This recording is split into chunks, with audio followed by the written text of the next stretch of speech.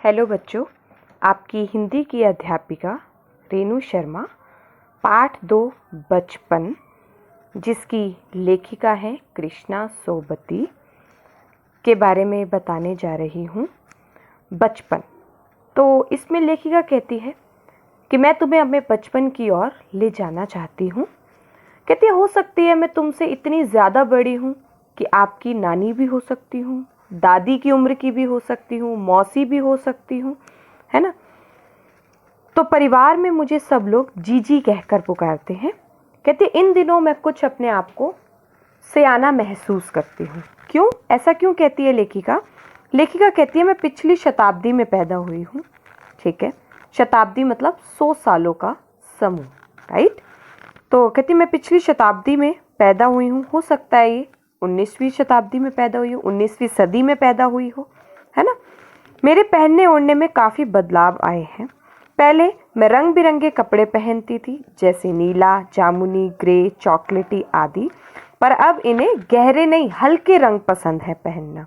वो नीली पीली धारी वाले फ्रॉक, है ना, लाइनों वाले, अब इनको ये पहनना पसंद है। वो फ्रॉक के ऊपर रुमाल जो सेफ्टी पिन यानी बस कुएं से लगाकर लगाया जाता था, अब इन्हें यह पसंद है। ठीक है, क्योंकि अब इनकी उम्र हो चुकी है। अब इन्हें हल्के नहीं गहरे, तो अब लेखिका को हल्के रंग पसंद है, गहरे नहीं। अब वो कहती है मुझे अपने मोजे और स्टॉकिंग भी याद है, क्योंकि लेखिका जो है हॉस्टल में रहती है, वहाँ पर यह कार्य दूसरों से करवाने की मना है। तो उसको अपने जूते खुद पॉलिश करने पड़ते हैं, अपनी स्टॉकिंग्स को खुद धोना पड़ता है। कहती इतवार की सुबह हम यही काम करते थे, उन स्टॉकिंग्स को धोने के बाद अपने अपने जूते पॉलिश करते थे। ठीक है, कहती मुझे आज भी याद है कि जब हम नए नए किस्म के शूज़ पहनते थे यानी जूते, तो उसके पैरों के पीछे हमारे क्या पड़ जाते थे, छाले, कट सा जाता था, है ना। तो कहती उसके पीछे हम क्या रखते थे, रुई रखते थे। लेकिन आज का ज़माना क्या है, तरह तरह की किस्मों के जूते आ चुके हैं, चप्पल आ चुके हैं, है ना, जो हमें बहुत आरामदेह होता है, बहुत आरामदायक महसूस करवाता है, पर पहले ऐसा नहीं था। कहती है हम शनिचर को यानी शनिवार को ऑलिव ऑयल या कैस्टर ऑयल पीना पड़ता था। ये बड़ा मुश्किल काम था। शनिवार को सुबह से ही इसकी नाक में जो गंध है वो हमें आने लगती थी। कहती है हमें शीशी को देखते ही हमारा जी मितलाने लगता था। मितलाने मतलब क्या होता है, जी मितलाना मतलब क्या होता है, लाइक उल्टी जैसा लगना।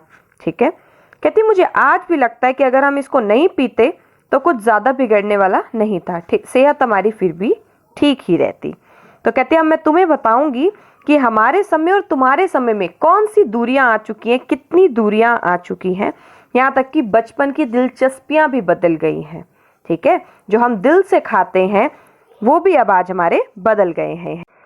तो किस तरह से दूरियां आई हैं, लेखिका बताती है कि उन दिनों कुछ घरों में ग्रामोफोन थे, रेडियो टेलीविज़न नहीं थे।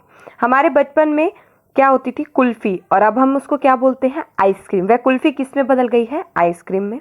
जो कचौड़ी समोसा होता था वह किस में बदल गया है, पैटीज़ में। शहतूत और फालसे और खसखस के शरबत अब किस में बदल गए हैं, कोक और पेप्सी में। अब कोई इनके शरबत को नहीं पूछता है ना, फालसे के या खसखस के नहीं। अब हम सिर्फ क्या पीते हैं, कोक या पेप्सी, है ना, कोल्ड ड्रिंक। उन दिनों कोक नहीं, लेमनेड और विम्टो मिलती थी। अब कहती है हमारे यहाँ से शिमला में जो रेस्टोरेंट है वो ज़्यादा दूर नहीं थे, पास में जो चर्च थी, जो गिरजाघर था, वहीं पर ही था। तो कहती है वहाँ की दुकान से मैं चॉकलेट और टॉफ़ी बहुत सारे खरीद लेती थी और हॉस्टल में आकर उसको एक साइड पर रख देती थी। जब खाना खाती थी तो खाना खाने के बाद मेरे पास टॉफ़ी और चॉकलेट अधिक मात्रा में होते थे और मैं आराम से बिस्तर पर लेटकर मज़ा ले लेकर खाती थी, क्योंकि लेखिका को चॉकलेट और टॉफ़ी बहुत पसंद थे। आगे वो बताती है हमें हफ्ते में एक बार चॉकलेट खरीदने की छूट थी। सबसे ज़्यादा स्टॉक किसके पास रहता था, लेखिका के पास रहता था। शिमला के काफल, काफल फल का नाम है बच्चों, ये बहुत याद आते हैं उसको, लेखिका को, खट्टे मीठे, कुछ लाल कुछ गुलाबी, रस भरी, सोचकर ही मुंह में उसके पानी आ जाता है। कहती है चेस्टनट एक खाद्य पदार्थ है, खाने की वस्तु है, जिसे आग पर भुनकर उसके छिलका उतार कर खाया जाता है। जैसे लाइक शकरकंदी आप खाते हैं, है ना, उसको आग पर भूनते हैं, उसका छिलका उतारते हैं, उसके बाद आप खाते हैं। तो ऐसे ही चेस्टनट भी था। चने जोर गरम और अनारदाने का चूरण, कहती है मुझे आज भी याद है, उसकी एक पुड़िया बनाकर बेची जाती थी दुकानों पर। तो कहती है ये सब का सब हाथ का कमाल है ना। कहती है एक वक्त था जब फिल्म का गाना चना जोर गरम बाबू मैं लाया जमींदार, मजेदार चना जोर गरम उन दिनों स्कूल के हर बच्चे को आता था, है ना। हर बच्चा उस पुड़िया पर तेज मसाला बुरकवाता था। पूरा गिरजा मैदान पुड़िया चलती थी।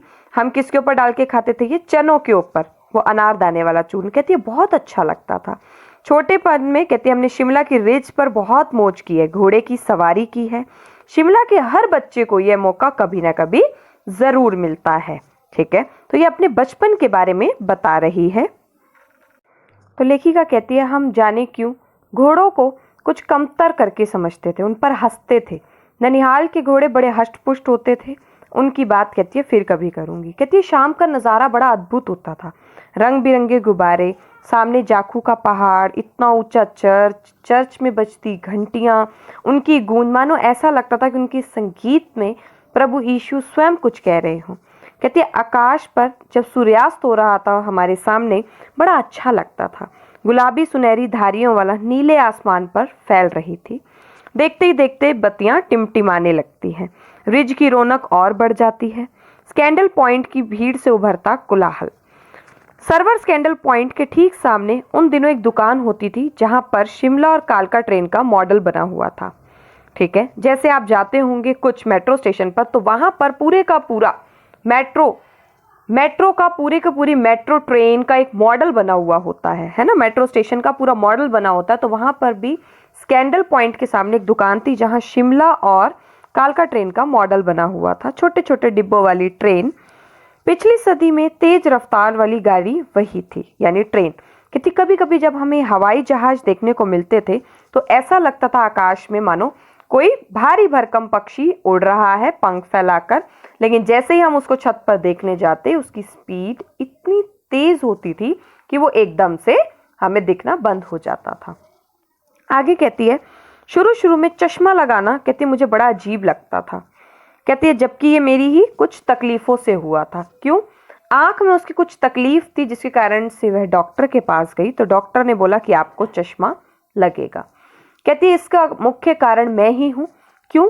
क्योंकि लेखिका दिन के समय काम नहीं करती थी, रात के समय टेबल लैंप के सामने बैठकर कम रोशनी में काम करती थी, जिसके कारण से उसकी आंखों पर जोर पड़ा, आंख में उसको तकलीफ होने लगी और उसको चश्मा लग गया।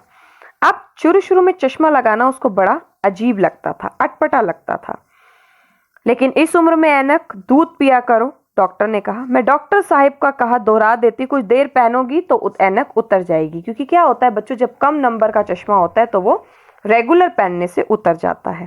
कहती है मैं सबको यही कहती थी लेकिन आज तक मेरा चश्मा नहीं उतरा। तो जब लेखिका ने चश्मा लगाना शुरू किया तो लेखिका के जो चचेरे भाई हैं, मतलब चाचा के बच्चे, उनको बहुत ही चिढ़ाते थे। क्या कहते थे? आंख पर चश्मा लगाया हुआ है, ऐसे लगता है जैसे कोई लंगूर की सूरत हो। तो इस बात पर क्या बोलता है? आंख पर चश्मा लगाया ताकि सूझे दूर की, यह नहीं लड़की को मालूम सूरत बनी लंगूर की। कहती है इसने आंख पर चश्मा तो लगाया हुआ है लेखिका ने ताकि इसको दूर का नजर आए, लेकिन इसको ये नहीं पता इसकी शक्ल किसकी तरह लग रही है, लंगूर की तरह। तो कहती है मुझे दुख होता था, मैं नाराज भी होती थी कि मुझ पर ये क्यों दोहराया जा रहा है, पर यह शेर उसको बुरा नहीं लगा। जब वे चाय पीकर चले गए तो मैं अपने कमरे में जाकर आईने के सामने खड़ी हो गई। कई बार अपने को देखा, ऐनक उतारी, फिर पहनी, फिर कहा कि नहीं मैं सूरत बनी लंगूर जैसी नहीं लग रही हूँ, है ना। अपनी तसल्ली खुद देनी होती है ना। सामने वाले तो बहुत कुछ बोलते हैं, जब तक आपको तसल्ली नहीं है तो आपको कोई भी तसल्ली नहीं दे सकता। मैं अपने छोटे भाई का टोपा उठाकर सिर पर रखा, कुछ अजीब लगा, अच्छा भी मजाकिया भी। तब की बात थी, लेकिन अब चेहरे के साथ चश्मा घुल मिल गया है। जब कभी उतारा हुआ होता तो चेहरा खाली खाली लगता है। याद आ गई वह टोपी, काली फ्रेम का चश्मा और लंगूर की सूरत। हाँ, इन दिनों शिमला में सिर पर टोपी लगाना पसंद करती हूँ। कई रंगों की जमा कर ली है टोपियाँ, कहाँ दुपट्टों का ओढ़ना और कहाँ सहज सहर चुप सुबीते वाली हिमाचली टोपियाँ। अब आप देख रहे हो, पहले लेखिका को दुपट्टे पसंद थे रंगदार, अब क्या पसंद है उसको सिर पर करना? टोपियाँ, हिमाचली टोपियाँ। तो वो बता रही है कि